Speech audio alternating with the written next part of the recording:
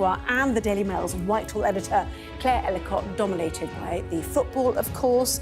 The Metro kicking off already, getting in early, never in doubt. The headline, Netherlands 1, England 2. Back in a moment.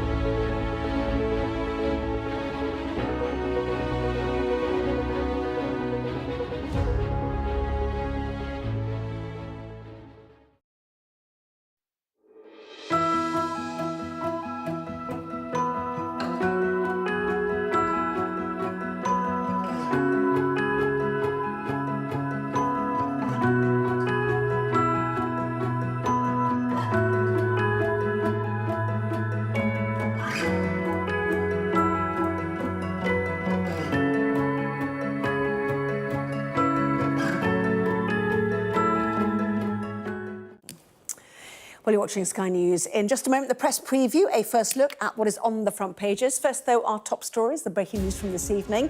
England through to the Euro 2024 final after a last-minute goal from striker Ollie Watkins in their nail-biting match against the Netherlands. Also in the news tonight, police have located 26-year-old Kyle Clifford, who's wanted in connection with the deaths of 3 women killed in a suspected crossbow attack. And George Clooney has added his voice to those concerned about the health of Joe Biden and said the US president should not seek re-election. He, of course, at the NATO summit in Washington.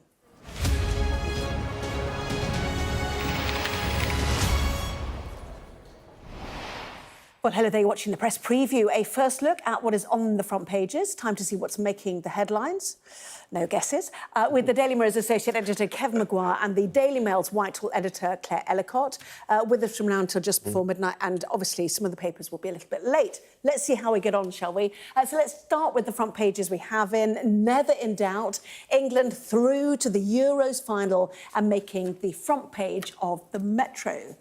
Financial Times reporting that the former US House Speaker, Nancy Pelosi, has failed to categorically back Joe Biden remaining in the presidential race, with the actor and key Democratic donor, George Clooney, saying he should drop out altogether. And the Eye says water firms have been told they will be forced to return money that isn't spent on upgrading their sewage networks to customers. Don't forget, scan the QR code you'll see on screen during the programme. You can check out the front pages as they arrive, literally, and watch our guests as well. So let's talk to Kevin and to Claire. Claire, when is the deadline for newspapers and how quickly do they change their front pages? Well, I think we go to press about 9:45. Oh, dear. So they will have hung on for the bitter end. So I'd imagine, you know, we're going to see them soon, but we're one of the later deadlines in the industry, so a lot of the other papers go a lot earlier. The FT, for instance, goes at about 6:30, so wow, they won't be covering any football news. Well, let's go to the Metro, shall we, which does go on it. Anyway, Kevin. They did in their first edition, so some people, when they're picking up their free paper on a bus or a station tomorrow, won't get that. Their first edition was the terrible crossbow deaths in Bushey, in Hertfordshire, but which of course is a very significant story. And you've got to make that judgment. What do you lead on? And because this is later, people will have watched everything about the crossbow death on TV, heard it on the radio, seen it on news websites, while this has happened nearer 10 o'clock, so it's fresher. And there's also something about it being uplifting and people celebrating and looking forward. And so they've changed it to Never in Doubt, which is quite a nice little headline, yeah. Yeah, they do it pretty well, but they may well have had two results ready. That's what you tend to do in a paper. You have a win and a defeat, and because there was going to be an outcome, and so when the event happens, you just press the button and off you go. Yeah, exactly. You just put the score in. And we've heard from Ollie Watkins, haven't we? Man of the match, the late goal, which we'll talk about in a moment. Just to give you a heads up too, we are expecting to hear from Gareth Southgate, England manager, and plenty of questions about him, possibly no more. And we'll certainly take you to that as soon as he appears. We all want to hear, you know, because when he made substitutes, taking Kane off and Foden off, we're sitting there going, oh, I'm not sure about that. And then here we go. Oh, he's triumphed again. This is the second successive Euro final. It's first abroad for England, the World Cup. He's had a semi-final and a quarter-final. Easily the most successful manager since Alf Ramsey. I do wonder what those idiots who are throwing beer cups at him now think, or those who are giving him real abuse. I think a bit of a booing in criticism in the earlier performances is perfectly legitimate as a fan, but some of the abuse went over the top. Others just never liked him because he wasn't a Neanderthal. They'd accuse him of being too woke. In fact, actually, he's motivating a very diverse team that represents modern the best of Britain. But he'll play it down, won't he? He will. But what a career as a manager. When in Euro '96 he missed the penalty when England went out in the semi-finals against I know you Germany. were in the ground and I was outside the ground getting reaction, which was no fun, I have to say, that night. But, no, well... but he's changed the mentality of the way the players do penalties. Yeah. With this buddy system, breathing, you know, just huddling with those who are on the pitch. Really extraordinary. Yeah, because you do so much of it in your head. And Jordan Pickford, we saw when he saved a penalty, he had on his bottle where all the Swiss players were likely to put the ball, how they would react. I mean, absolutely fantastic. Your football, and particularly success, brings out the best in many people, I'm afraid, even then the worst in some. And sort of defeats and disappointment, you do get some people which, if you were getting abused, I mean, there's no excuse for that. But there's no abuse here, though. Look at the joy on their faces. And about now, it has to be said, Sir Keir Starmer is meeting Joe Biden. We're told he will deliver him a personalised Arsenal shirt when the pair meet. I'm wondering if they should swap that to a personalised England shirt, actually. Oh. And here is Sir Keir Starmer actually choosing to come out and see the Kane penalty. So he managed to get, Claire, a bit of a moment, didn't he, at that NATO summit? Yes, I think he was briefing all the journalists that he was travelling with that he'd make sure that he could come out to watch it.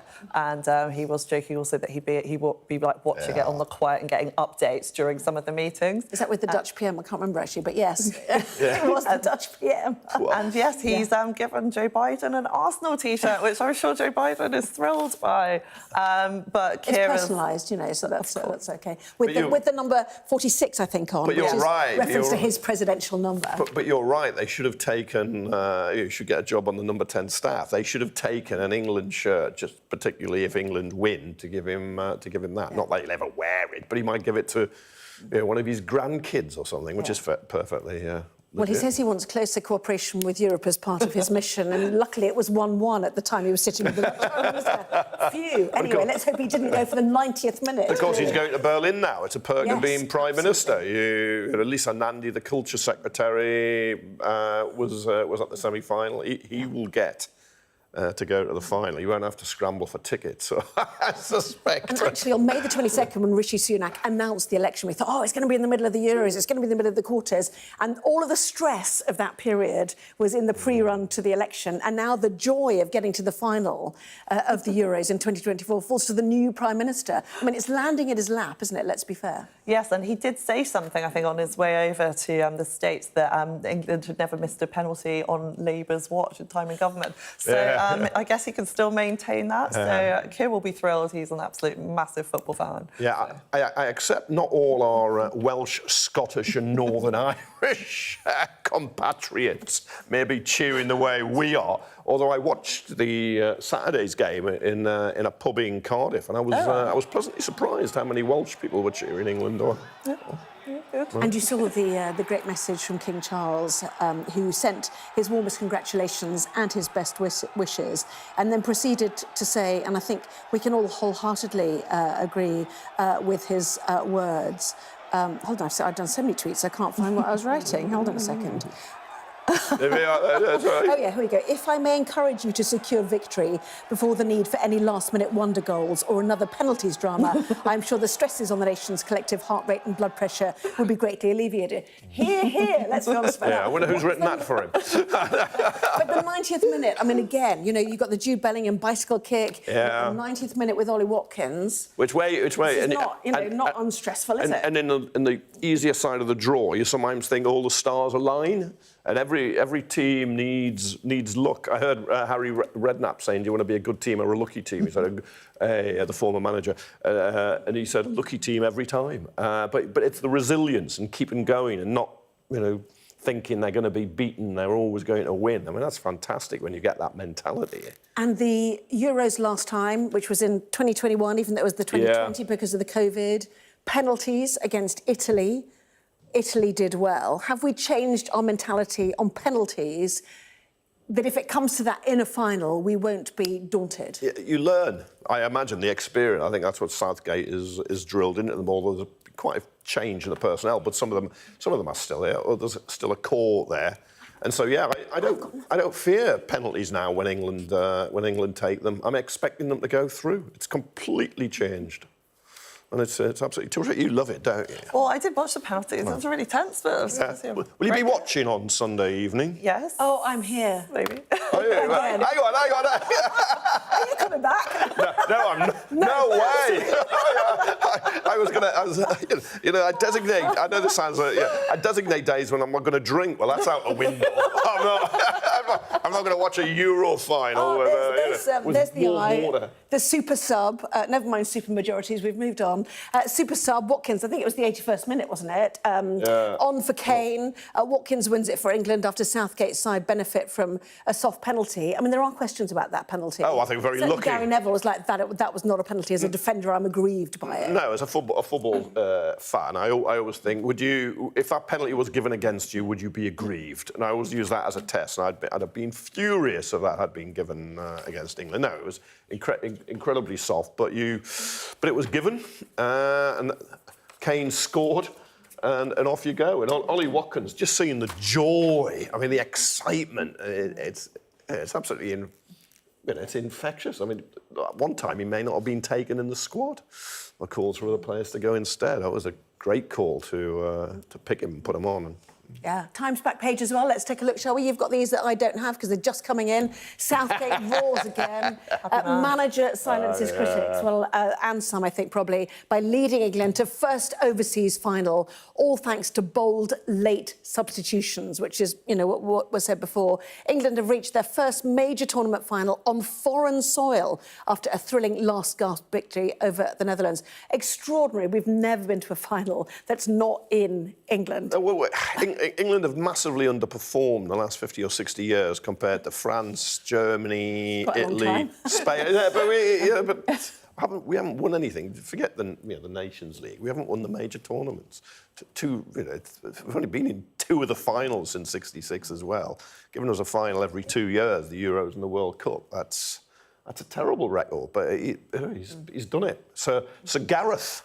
You just feel it, don't you? You can just see Keir Starmer as a football fan going there, particularly if England win. But I suspect it's probably on its way. Yeah. That knighthood, regardless. He's OBE anyway. I seem to remember, aren't I? But he ended up doing a pizza advert about his penalty miss in '96, alongside Wardle and Pearce from Italian '90. Yeah. Changed the mentality, or at least practised scoring penalties if it comes to it in the final. Luckily not required after that 90th minute goal. Anyway, lots more still to come, more papers coming in. As you can see, it's a little bit late tonight. And lots going on in Washington too, including about Joe Biden. George Clooney saying Mr. Biden should drop out of the US presidential race. But why might that actually matter? Back in a moment.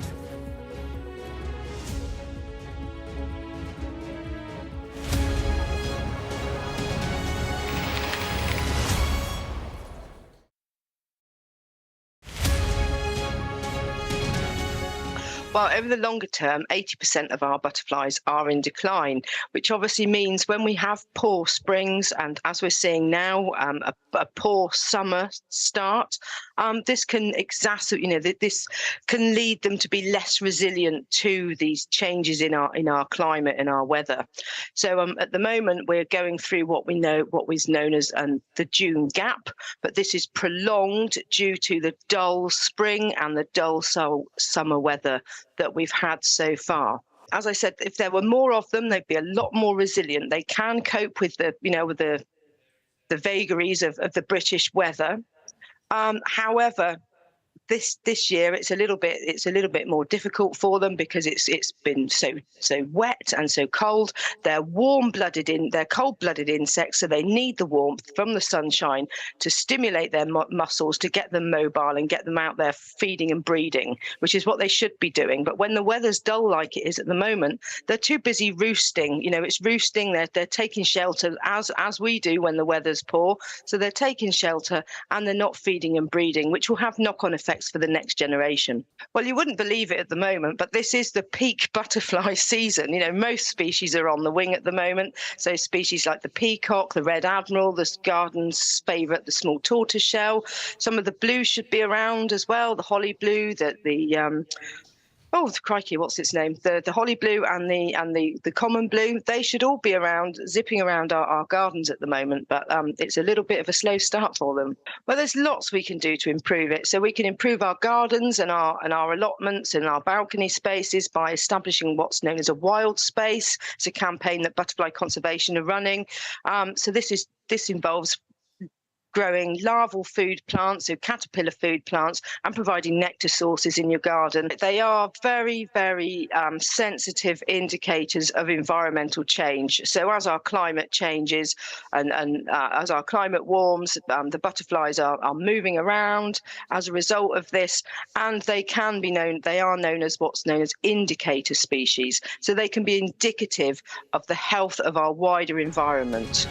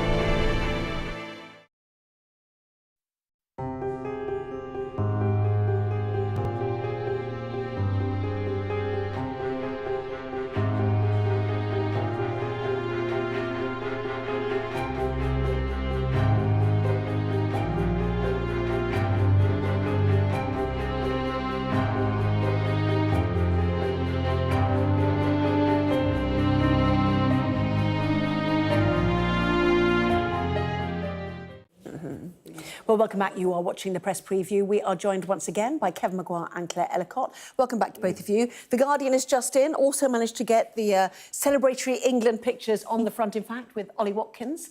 Man of the match as well, as you can see, celebrating there. We've heard from him tonight. We are still expecting to hear from the England manager, Gareth Southgate. It's the turn of the Dutch manager at the moment, Ronald Koeman, who is speaking currently. There you go. They'll flip that over and give us Gareth Southgate shortly. We will take you live to that and certainly hear what he has to say. In the meantime, let us move on to events in Washington. We've already reflected that right now in the Oval Office, Sir Keir Starmer is due to be meeting President Joe Biden, for whom there are still questions. As we can see there on the front page of the Financial Times, they've already met once today already. But this is now questions from Nancy Pelosi and George Clooney. Nancy Pelosi, the hierarchy of the Democratic Party, George Clooney, the checkbook side and the influencer side of the Democratic Party. These questions aren't going away after that disastrous debate where Joe Biden just didn't, he was wrong-footed, he lost his train of thought, he seemed to be having to gather his thoughts. These questions just keep coming. You've now got George Clooney, who I think did a fundraiser for Joe Biden. He said that the man he saw there is not the same man who he saw in 2010 and in previous elections. And Nancy Pelosi, who's obviously the Democratic, she was a former speaker, she's a very, very important person. She didn't say he should go. She said it was up to him, but that And non-endorsement is significant. It really is, because she has been supportive of him so far. So it's the first time she's had comments that are equivocal, and it does really leave his future in jeopardy, because there aren't loads of people rowing in behind him and saying that he should be running. And you know, if this is the Democrats' best hope for beating Donald Trump, I mean, we've got till November to see if they keep him as a candidate. And interestingly, those NATO leaders must be watching this very closely, because they're trying to Trump-proof NATO funding for Ukraine. So this, you know, who wins this election in November is significant for the future of NATO.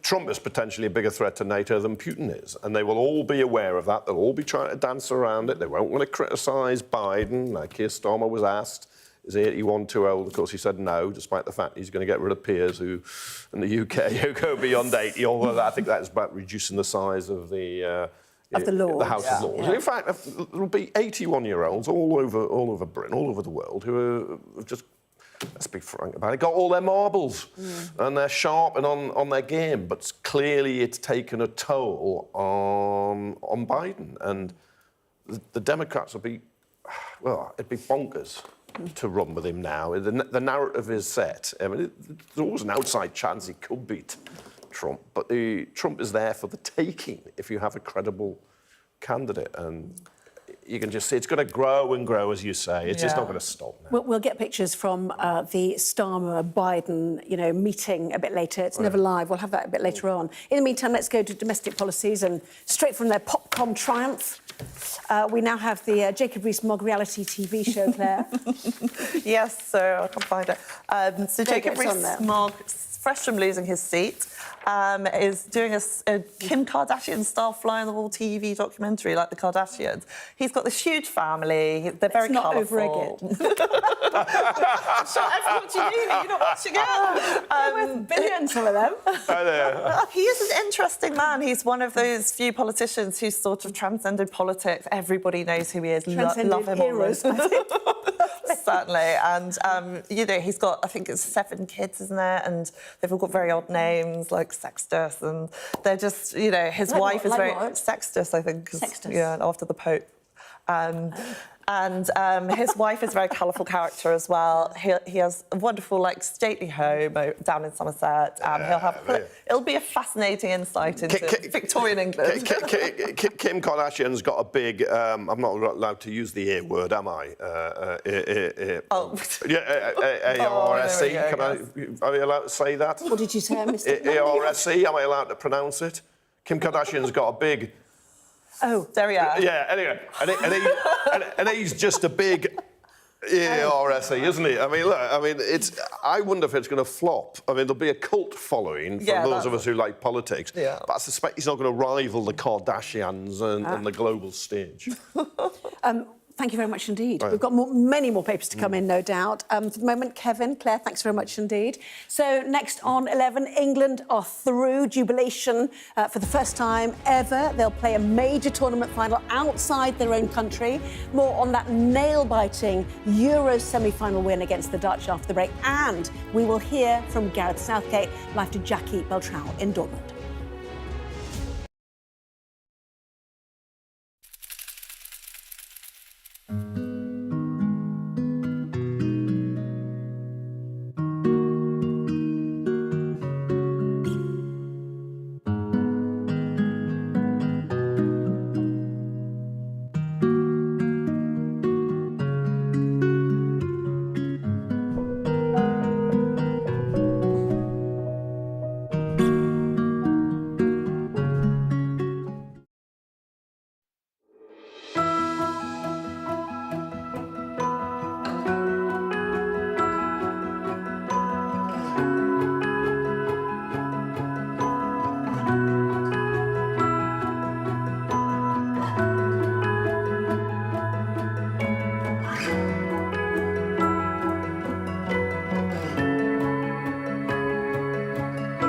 Congratulations for reaching the final. England is the first team in the history of Euro to reach the final after twice being behind in disadvantageous situation in the quarterfinals and semi-final. Why the miracle always happen to your team? Why the subs always become super subs? Thank you. Character. I mean, I think definitely tonight, I don't think we deserved to be behind. It was a moment. We'd started the game really well, and I thought our performance with the ball was exceptional, really good. We caused a lot of problems. It was a very complicated game. They kept changing the way they were building up, so we had to keep changing the way we were defending. They kept changing the way they were defending, so we were looking for different solutions.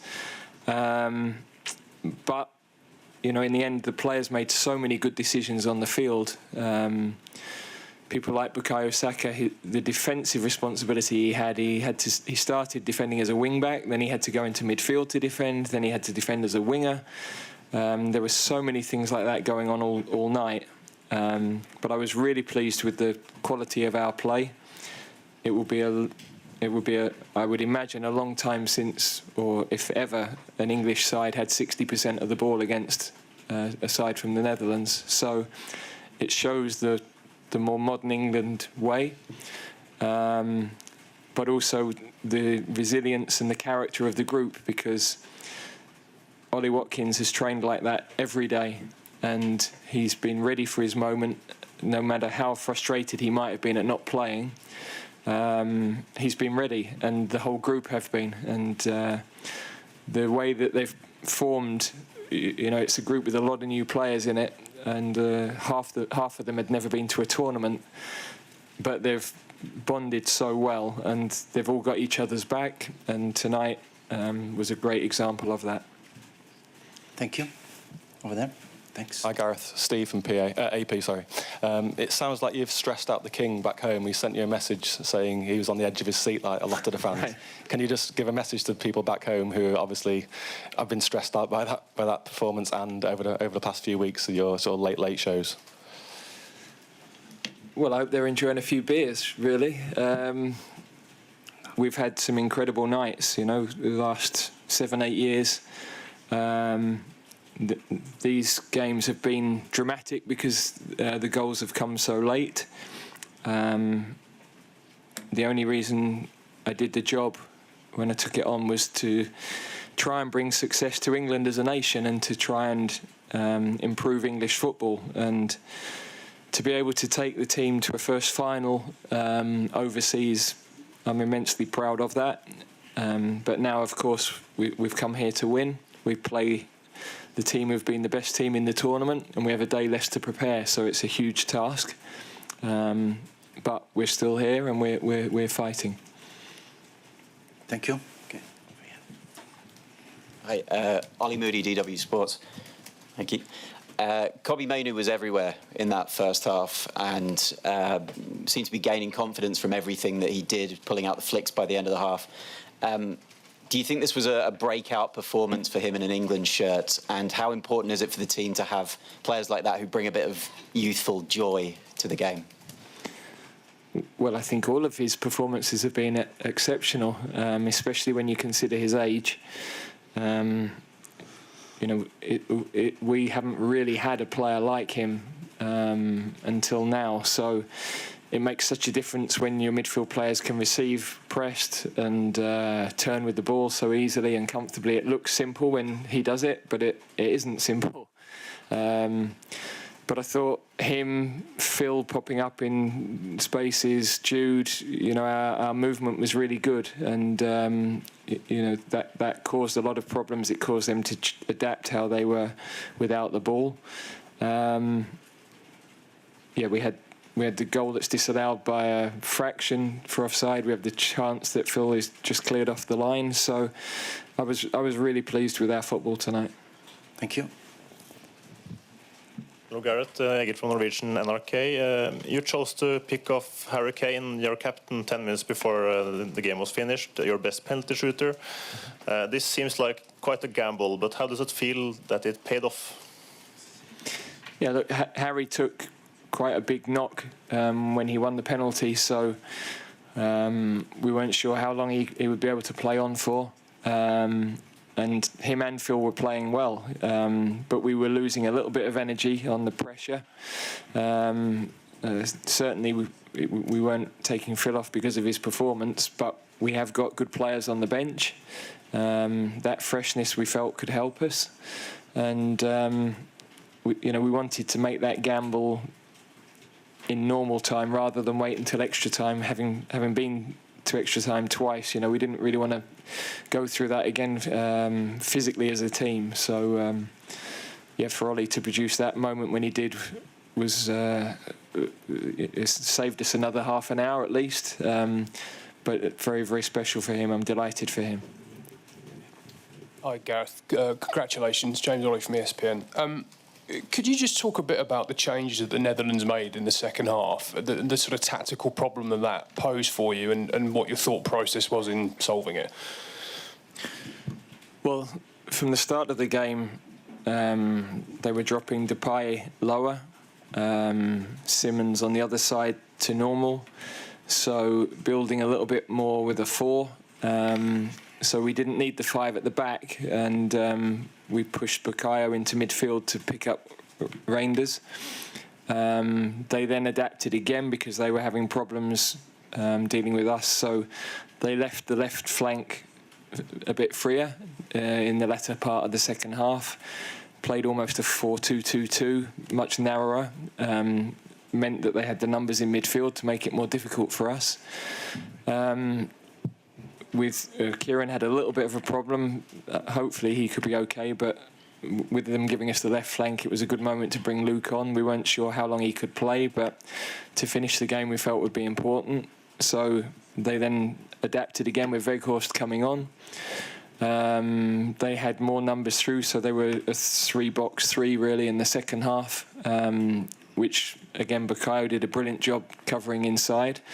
So we weren't able to be quite as incisive as we were in the first half, but we kept the ball really well and we made them run. And maybe in the end, that's the bit that's fatigued them, that's been critical in the goal that we scored. So yeah, there was a lot going on in the game, and we had to keep making decisions and getting messages on. But in the end, it's the players that make the decisions on the pitch, and they did it brilliantly. Michael Boykov for 90 Plus German media. England now have mainly played against defensively strong teams. Now they face Spain in the final, the strongest team in this tournament. Would you say that possession and offensive teams suit England better in terms of playing style? Well, we'll have to get the ball off them first. So it's not as simple as us having the ball and making them run. I mean, they press very, very well. So we're going to have to be exceptional with the ball. and we're going to have to be exceptional without it. But it's a final. You know, you expect it to be that way. They've been the best team. We're starting to show a better version of ourselves. The extra day is a concern. You know, in the last few tournaments, that's been a problem for finalists. So we've got to, you know, do the very best we can to recover the players as well as we can. But we're not going to be on the training ground. That's simple. We'll be walking through things or delivering things in meetings, which was the same for this game. But we're in there, and with what we've shown to this point, we have as good a chance as they do. Hi Gareth, Simon Peach from PA, congratulations. You've touched on the personal criticism in the build-up, obviously the difficulties you had early on. Every knockout game there's talk of whether it's your last game. So with all that in mind, where does this rank in terms of achievements of your time in England, and how proud are you of everything? As I said earlier, I took the job to try and improve English football, and we're now in a second final. The last one was the first in 50 years. We're now in the first that isn't played on our shores. I think we've got a team that will be together for quite a while, so it's not as though this is a team that's at the end of a cycle. We're giving people some amazing nights. I think we've given our supporters, you know, some of the best nights over the last 50 years. So I'm hugely proud of that. I'm delighted if everybody at home is feeling the way we are, and the way the supporters in the stadium were feeling. But from our point of view, we're not finished. We've got, you know, the greatest possible test to prepare for, and we came here to try and win the tournament, and that's still our aim. Thank you. Yeah. Gareth Shane with Daily Mail. Will the experience of the 3 years ago preparing for the final be able to call on those experiences to help you this time around? And is there an important balance to strike tonight, just in terms of celebrating the moment, but also focusing on the game on Sunday? Yeah, I mean the lads are singing in the dressing room, but they're straight in the ice, you know. So there won't be any wild parties. We've had a couple of those already, so we pick our moments for those. But yeah, in terms of the experience, of course, you know, every game you manage, every tournament you manage, you learn so much. When I took this job, I'd had 3 years as a Premier League manager. I've now had 100 internationals, some of the biggest games in world football. You learn all the time from that. So we're more calm going into the knockout games, because the first time we did it in Russia, we hadn't won a knockout game for 10 years. We hadn't been through the experience.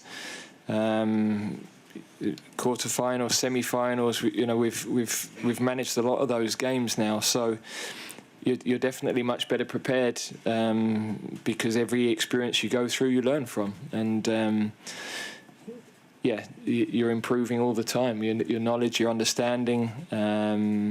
So yeah, I would say if you're a coach and you're not doing that, there'd be a problem, really. But the last final, yeah, it's the first European Championship final I'd ever managed. So if I didn't get everything right, apologies for that. But we'll try and do better this week. Hi, Gareth. Congratulations with the final. On the 13th of July, Yamal is having a birthday. He's turning 17.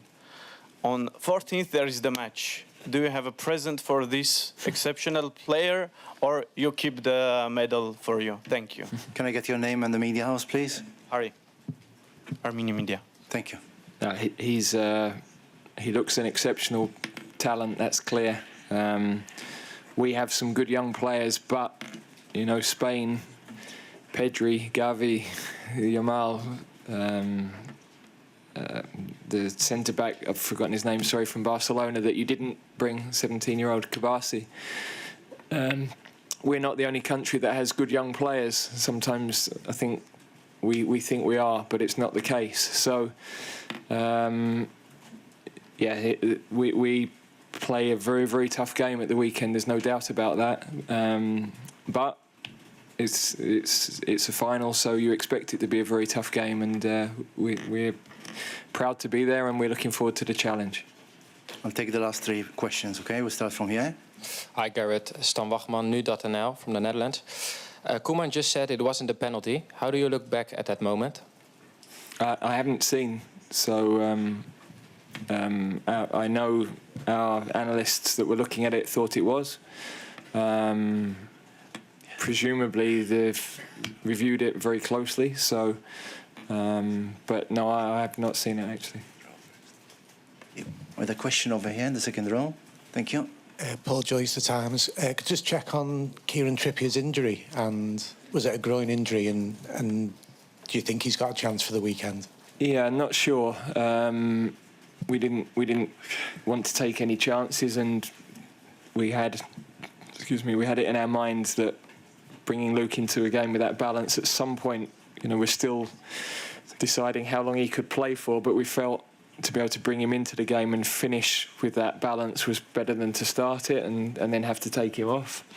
So we'll have to see how Trips is, but I mean he's been an absolute soldier for us, and to fill in the way he has and produce the level of performance on the wrong side of the pitch with the injuries he came into the tournament with as well has been absolutely phenomenal.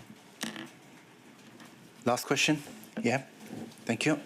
Rob Draper, Evening Standard. Gareth, really nice point of connection with the fans, obviously in contrast to the disconnection earlier in the tournament. Was that special? Obviously something that you've enjoyed. You said you need to enjoy that moment, but was that quite important to reconnect? Yeah, I mean, we all want to be loved, right? So when you're doing something for your country and you're a proud Englishman, when you don't feel that back and when all you read is criticism, it's hard. So, to be able to celebrate a second final is very, very special. And, especially with fans that travel, our travelling support is amazing. The amount of money they spend to travel, the commitment to do that, to be able to give them nights like this. And, I think we have given them a few over definitely the last 6 years from Russia onwards. It means a lot. So if I hadn't been on the grass, I'd have been watching, celebrating like they were. So we're kindred spirits in many ways. But of course, I'm the one that has to pick a team, and so to be able to give them a night like tonight, very, very special. Thank you very much. Thank you for your presence. Once again, thank you to the volunteers who helped us out, and congratulations. You are watching Sky News on an incredible night for England when they qualified for their second European Championship final in succession. We've just been hearing from the England manager Gareth Southgate, who said of his match-winning goal scorer Ollie Watkins, he has been ready for his moment. He said there's lots of young new players in this squad. He was incredibly proud of the squad, and that he thought they had given the England fans some of their best memories in the last 50 years. Well, this is how the match unfolded. England's chances of seeing Sunday's final were at risk as early as the 6th minute when Dutch midfielder Xabi Simons scored this thunderbolt from outside the box after losing Declan Rice. But the Three Lions turned their luck around after captain Harry Kane was fouled in the box, resulting in a penalty, which VAR decided, and Kane converted the Southgate side in the 18th minute. So one apiece, and then England's moment of glory. It was all going Holland's way in the second half, but in the 91st minute, this goal from super sub Ollie Watkins, securing the Three Lions' first major tournament final on foreign soil. Fans delirious, players delirious, and looking to secure a definitive lead over the Dutch. Midfielder Phil Foden made a skillful dribble to almost score. That was just a little bit earlier in the match before he had been substituted. Just failed to make it over the line. So in a way. It was lucky that Ollie Watkins had the moment of brilliance that he had, because they had so many chances in that first half that they had failed to convert. They could have come back to bite them. Rob, it almost fell apart in the second half. They really came off the boil. But again, one single moment of brilliance from Ollie Watkins, who'd literally had 4 touches of the ball, but he had his moment that he'd been waiting for all tournament, and he made it count. It was quite sensational. And a moment that Ollie Watkins said he never dreamed of. To think 10 years ago, he was playing in the 6th tier of English football at Weston-super-Mare on loan from Exeter. He's risen up through the football pyramid. One of those dream stories, someone who's made his ascent all the way through now to playing at a tournament and scoring for England, and more than that, scoring the match-winning goal in a semi-final. These moments don't come along often for England players, and certainly Ollie Watkins made the most of his chance, brought on for England's all-time greatest goal scorer, Harry Kane, and proving more than a substitute, managing to fill his boots with absolute aplomb, scoring that sublime goal to clinch the 2-1 win. And just hearing now from Gareth Southgate, really reflecting on the whole journey, reconnecting with the fans. So many might have doubted him during this tournament, doubted the substitutions he was making, but he's shown in all these games through the knockout phase that he's made the changes at the right time. It hasn't been easy to watch them in the games against Slovakia in the last 16, against Switzerland in the quarterfinals when we had to go through to penalties. But this time, extra time was avoided just in the nick of time. And, you know, certainly hearing from Gareth Southgate just then, he said this is the reason why he took this job, to deliver these moments of high for the nation. He's had an 8 years of unparalleled consistency just without landing the trophy as Sir Alf Ramsey did in 1966. But maybe now they'll start to... Apologies, sorry for the bad language there. Apologies there.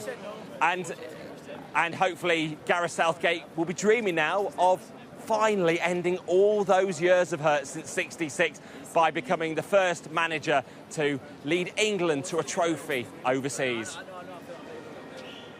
Yeah, absolutely, Robert. I'm sure he thinks it's unfinished business from when they lost to Italy in that heartbreaking fashion on penalties last time at the Euros.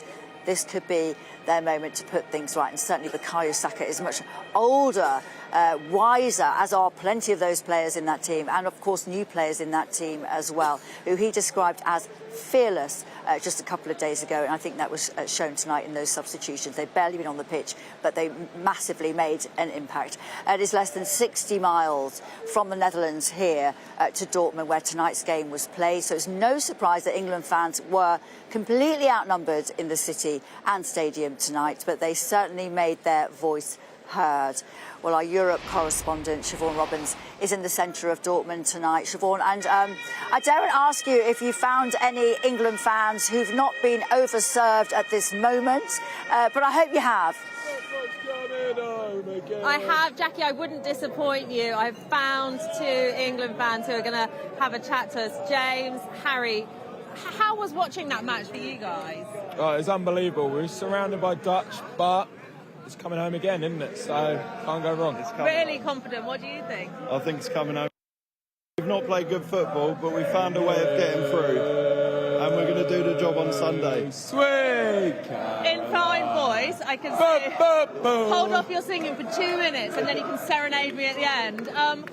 What do you think changed? It felt like a slightly different team almost. We went to 3 at the back, and we did that against Switzerland last weekend, and it worked. And we've done it again tonight.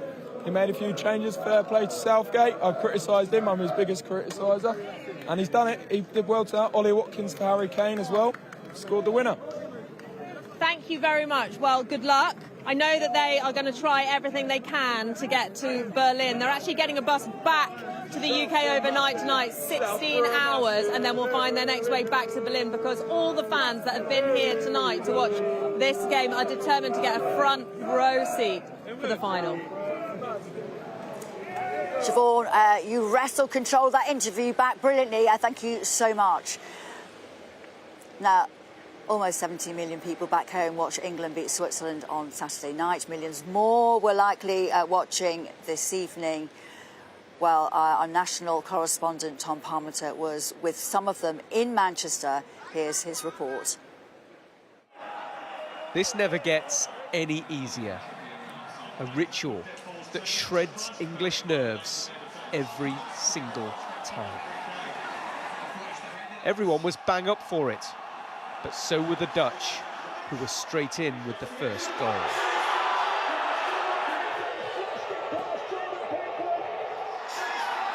This was a better, brighter England, though, and soon Harry Kane had a penalty. It's Harry Kane.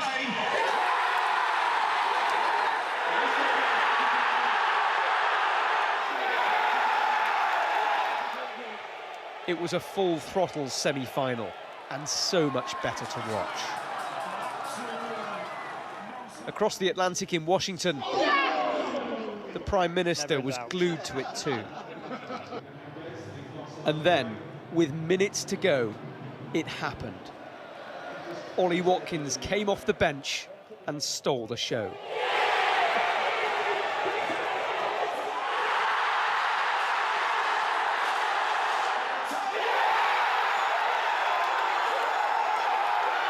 And they savoured every sweaty second of it. Just better energy, more attacking. How is this performance for you so far? Very good. Why? Because Jude Bellingham's on. That's the best bit about it. Playing as a team, they're passing the ball. Brilliant.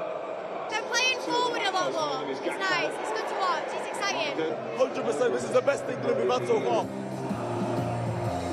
And that is what it means.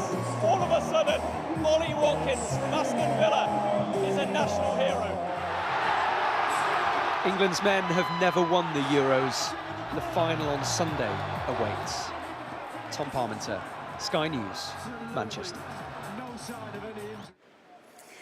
Well, Gareth Southgate said in his press conference to the King and others who are on the edge of their seat, I hope they're now enjoying a few beers. And the Prime Minister, Keir Starmer, has confirmed that he will be heading out to Berlin to watch that final on Sunday between England and Spain. Should be a good one, Anna. More from you then, of course. I'll be here too. Jackie, thank you very much indeed. Well, away from the football, our other top stories now, and police in North London confirmed tonight they've found the suspect in the murder of a mother and two daughters. They'd searched for Carl Clifford since the bodies of Carol, Louise and Hannah Hunt were discovered yesterday evening.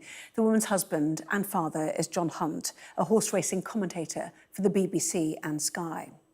Well, the three victims were discovered at their home in Bushey in Hertfordshire last night. The area around Ashland Close has been sealed off since then. Officers searched a property in nearby Enfield this morning as they hunted for Clifford. And tonight, Lavender Hill Cemetery in Enfield was closed off, where the triple murder suspect was pictured being stretchered out. Our correspondent, Ashna Hurinag, has this report.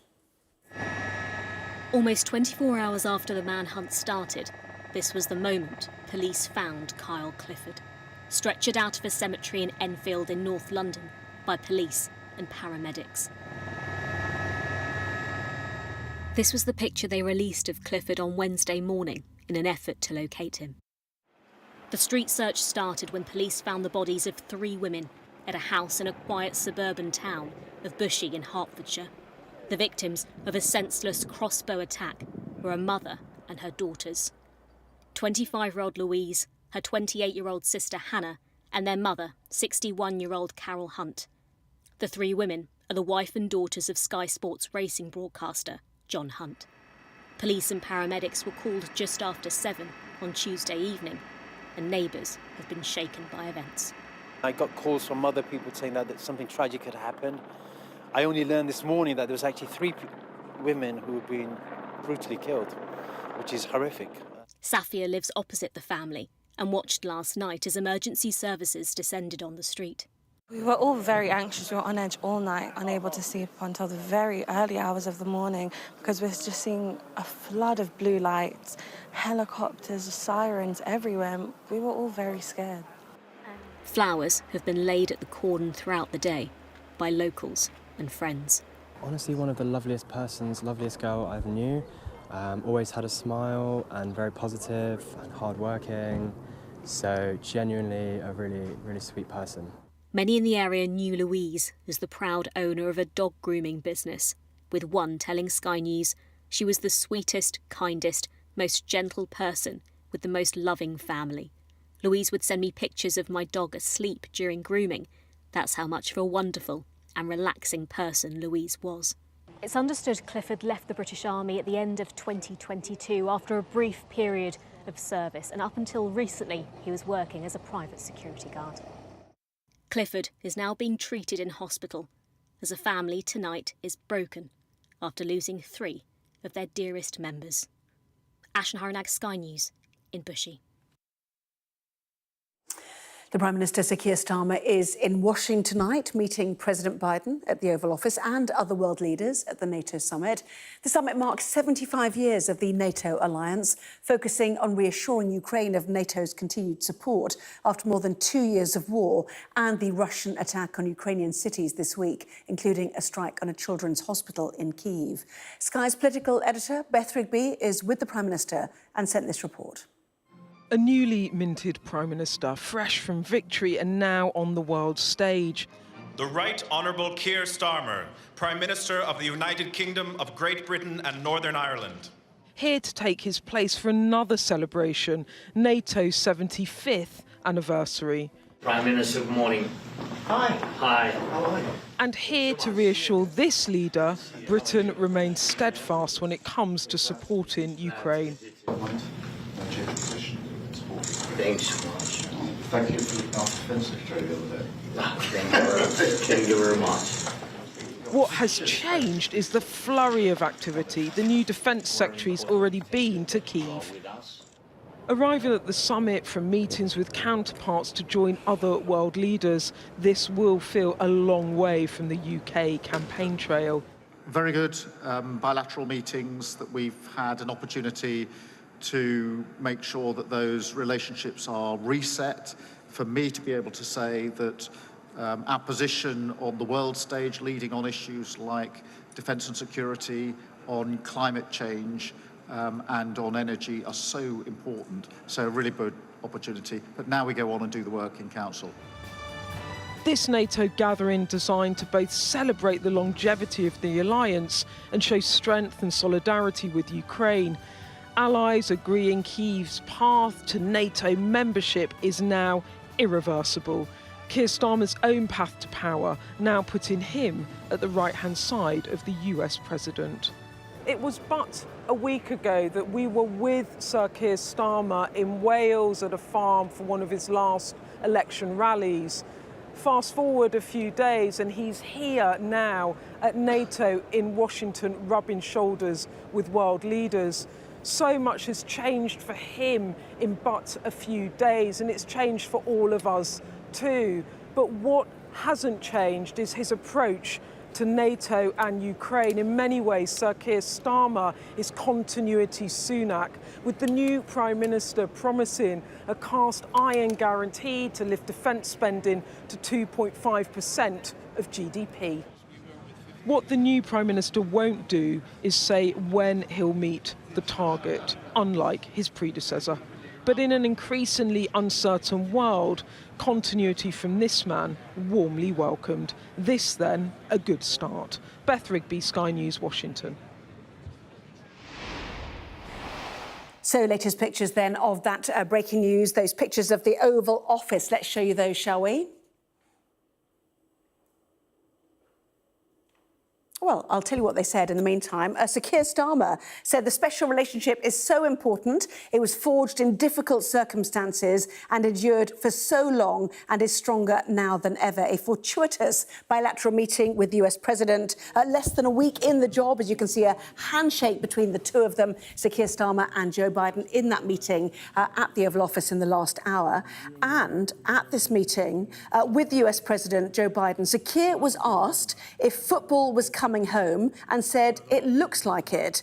It's because of the Prime Minister, Joe Biden replied. Well, there you are. They talked football. A number 46 Arsenal shirt, we're told, is the gift that was given. Joe Biden is, of course, the 46th President of the United States. I suggested it should have been an England shirt after tonight, but there we are. So the special relationship, stronger than ever, and football is coming home. That's my takeaway from that meeting in the Oval Office. Lots of sport. Here we go. Sky Sports News with Julian. Hi there. As you've been hearing this hour, England are through to the final of Euro 2024 after a dramatic win in Dortmund. Ollie Watkins brilliantly taking goal in the 90th minute saw them come from behind to beat the Netherlands 2-1. Javier Simon's 25-yard effort had given the Dutch an early lead, but Harry Kane quickly levelled from the penalty spot 11 minutes later. It means that England are into the final of their second European Championships in a row, and they'll face Spain this Sunday, hoping to go one better than 3 years ago when they lost on penalties to Italy. When you score, there's emotions that come through your body, but this is just a different feeling. It was slow motion when I was running over to the boys and celebrating, and it was... I didn't want to get off the pitch at the end because I just wanted to soak it all in, because it doesn't happen often, obviously. Well, this was the reaction in the Sky Sports News studio when Ollie Watkins' strike hit the back of the net. I'm sure that there's going to be an opening somewhere. There's going to be a bit of magic from someone. I mean, Cole Palmer's just put Watkins in. Go on, Watkins. Yes! Go on, Ollie Watkins! What a goal! In the 90th minute, Cole Palmer passes it to Ollie Watkins. He's on the right-hand side of the penalty area. He turns. It looks like the angle's impossible. He shoots across the keeper. It's gone into the far stick. Elsewhere, the former Iceland boss, Heimir Hallgrímsson, has been named as the new Republic of Ireland head coach. Hallgrímsson has also previously managed Jamaica, and his appointment ends an 8-month search for a permanent successor to Stephen Kenny. In cricket, all eyes were on Jimmy Anderson ahead of his final Test appearance for England, but the debutant Gus Atkinson stole the show on day one against the West Indies. The Surrey bowler took 7 wickets at Lord's, including 3 in 4 deliveries. And Jamie Smith also marked his debut with his first catch in Test cricket here, as the West Indies lost 3 wickets in 1 over. Only 2 other players in England history have managed better figures on their debuts. That was John Ferris in 1892 and Dominic Cork in 1995. A brilliant catch from Ollie Pope saw Atkinson remove his 3rd player for a duck in the innings.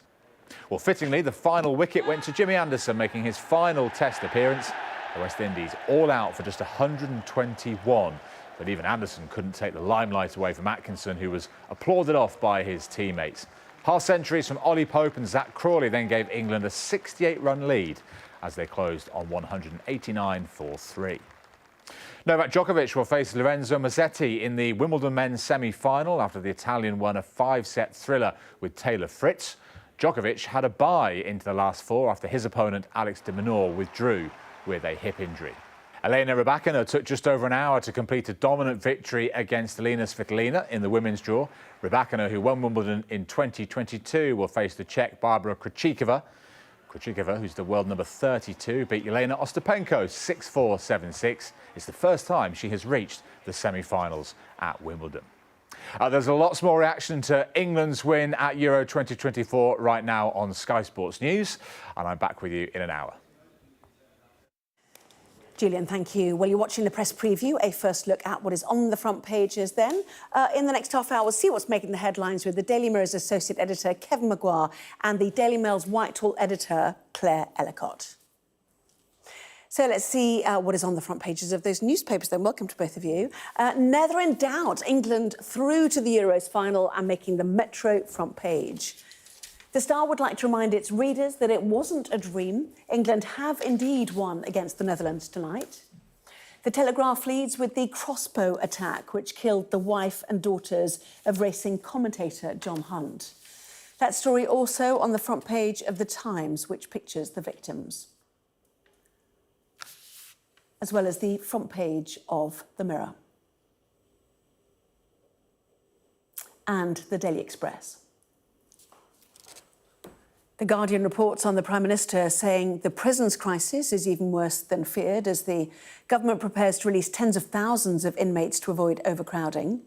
Financial Times reports that the former US House Speaker Nancy Pelosi has failed to categorically back Joe Biden, remaining in the presidential race, with the actor and key Democratic donor George Clooney saying he should drop out altogether. And the Eye says water firms have been told they will be forced to return money that isn't spent on upgrading their sewage networks to customers. A reminder, by scanning the QR code you'll see on screen during the programme, you can check out the front pages of tomorrow's newspapers while you listen to our guests. So let's head straight to Kevin Maguire and Claire Ellicott. Other stories leading the papers, but it is the Euros that are mainly the picture stories, certainly.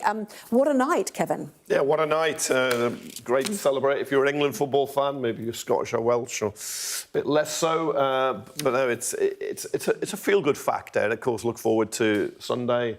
And at the start, what a night. You know, Watkins, Ollie Watkins getting the goal. They like that. But I love their thought for the day. Olé, Watkins, now bring on the Spanish. Just up there at the top of the masthead. But it's football's not just on the back page, it's on the front now. Yeah, absolutely, is it not? Let's go to the back then, shall we? Daily Express Sport, what a finish as well. Watkins, Ollie Watkins, Aston Villa's Ollie Watkins, 90th minute. I mean, do we keep having to have these stressful games? Which clearly the King said, if you go a little bit earlier, we don't have to have the stress and our blood pressure will be better. But Claire, I mean, extraordinary finishing we've seen, certainly from England. Yes, and I mean, I'm no huge football fan, but you actually really get caught up in the spirit of it. I watched the penalties the last game. I've watched this one, and it's so tense. And I think King Charles really captured that, saying the nation's collective blood pressure will benefit from there not being another round of penalties. And you know, when we looked at the time, it's 90 minutes, just a few minutes of extra time. Great, you know, fantastic. It's England winning football. I'm so used to England not winning football that it's a wonderful night. But it's always more exciting, though, if you win right at the end, you steal it. It's always totally gutting. I mean, the Dutch will just be, you know, while we're up here, they'll be down there on the floor now because they lost, you know, right at the end. Yeah, same with the Jude Bellingham bicycle kick goal as well. That was great. Earlier in the tournament, the Dutch had come third in their group but got to the semi-finals. You see those celebrations of the England fans there. But Gareth Southgate, who's just given a news conference, was again asked, well, people keep wondering if this is going to be your last game. But Kevin, he pointed out his record in the last two tournaments. Oh, God, it's the second time he's taken England to a Euro final, two successive tournaments. First abroad, and at the same time the World Cup. So England have got to a semi and a quarter in the four tournaments he's running. He's by some distance the most successful England manager since Alf Ramsey in 1966 and all that. We haven't won anything yet. Spanish team are very, very good and will go in favourites, I suspect, on Sunday, but it's within touching distance, and that resilience of the team, never knowing it's beaten, coming back when it goes behind, going on, getting those last-minute winners or equalisers, winning on penalties. I mean, that speaks of a fantastic spirit and resilience. Yeah, well, let's listen to Gareth Southgate then, shall we? Who's had to defend, you know, his performance and his record and his choices throughout this tournament. I took the job to try and improve English football, and we're now in a second final. The last one was the first in 50 years. We're now in the first that isn't played on our shores. I think we've got a team that will be together for quite a while, so it's not as though this is a team that's at the end of a cycle.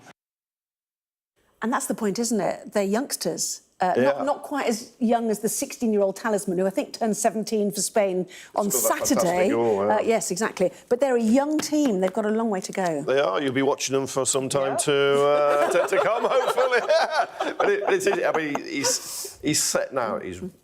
His position, isn't his record. I mean, I just wonder if he'll quit, win or lose on Sunday, because he's been there for so long. But you think of those idiots who are throwing beer cups at him.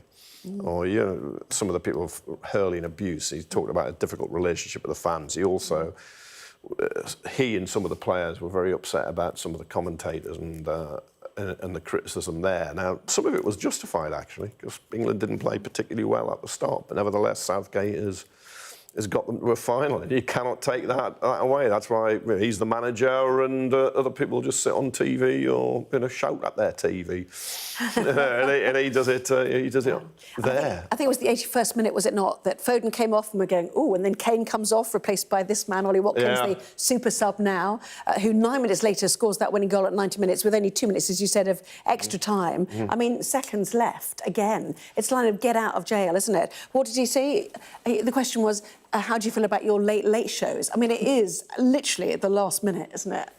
Yeah, and it was wonderful to watch. I mean, you know, I don't know who he is. He plays for Aston Villa. I know Harry Kane is, but I don't know who he is. For a political now, so I know, but, you know, it was wonderful to watch, and knowing that, you know, there were only a few minutes left, it was just a great thing. Oh, please, God, let's hope we've not had a tweet from David Cameron. We have had a tweet from Sir Keir Starmer, who popped out from the NATO summit, which we'll come on to a little bit later, and suggested he was sat alongside the Dutch Prime Minister watching Kane's equaliser in that penalty, which some, you know, are doubtful about, to be fair. But luckily it was 1-1 if you're trying to bring European closer cooperation while you're there. He's heading to Berlin, we're told, confirmed by Downing Street tonight. It's all falling in his lap, isn't it, to be fair, don't you think, for the new Prime Minister? Yes, so I think he briefed journalists on his way out to NATO that that England hadn't lost any penalties under his Labour government, and obviously he can keep to that now. He's a huge football fan. He will be thrilled about this, and we're told that he's given an Arsenal T-shirt to, Arsenal football shirt to Joe Biden, which Joe Biden will no doubt be thrilled about. With the number 46 on, because he's the 46th US president. But so it's personalised at the very least. Exactly, I'm sure that will make it far more important. So, you know, Sir Keir is like a massive football fan, so he'll probably have been furious that he had to actually do, you know, international diplomacy instead of watching it. Yeah. But it does sound like he was joking about being past notes, but it does sound like he was able to catch some of it. So. But it is falling into his lap in the sense, you know, this NATO summit was planned some time ago. And there you are, you're all of a sudden a new Prime Minister, you're looking on the world stage. Now you're going to a great big sporting, cultural event.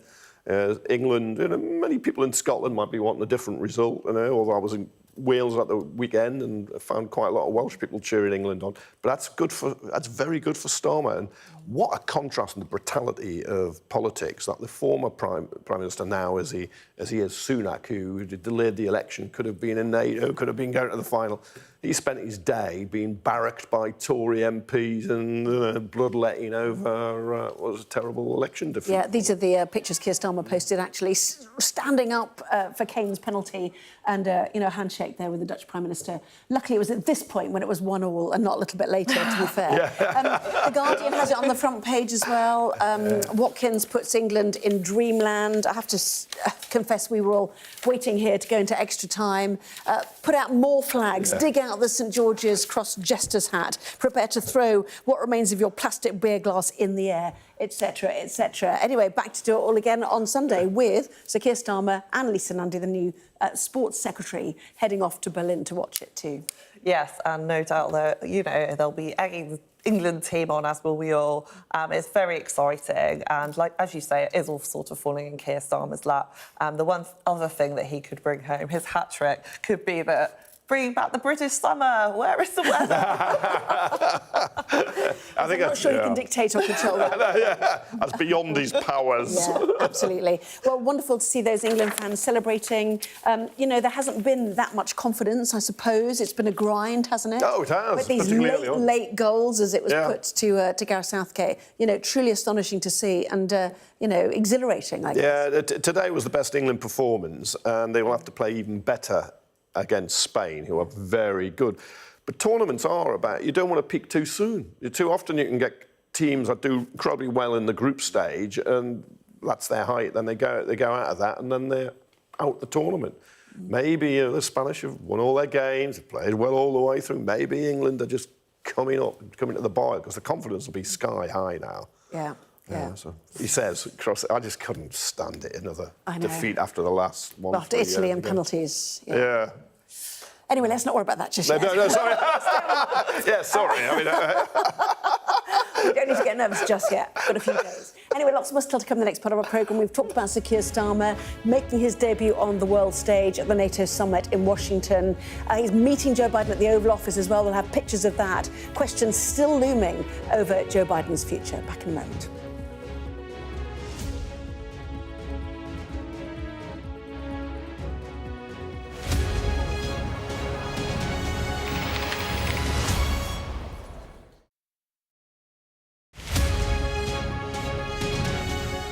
Well, over the longer term, 80% of our butterflies are in decline, which obviously means when we have poor springs and, as we're seeing now, a poor summer start, this can exacerbate, this can lead them to be less resilient to these changes in our